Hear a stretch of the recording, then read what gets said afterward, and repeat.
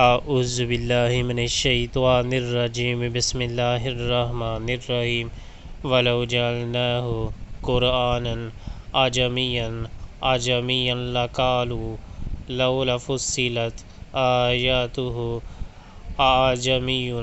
اعجمی و عربی قل هو للذین آمنوا هدى وشفاء والذین لا یؤمنون فی آذانہم وقر وهو علیہم عمی اولئک ینادون من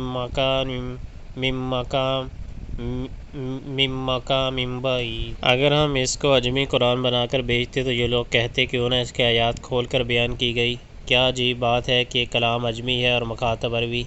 ان سے کہو یہ قرآن ایمان لانے والوں کے لیے تو ہدایت اور شفا ہے مگر جو لوگ ایمان نہیں لاتے ان کے لیے یہ کانوں کی ڈانٹ اور آنکھوں کی پٹی ہے۔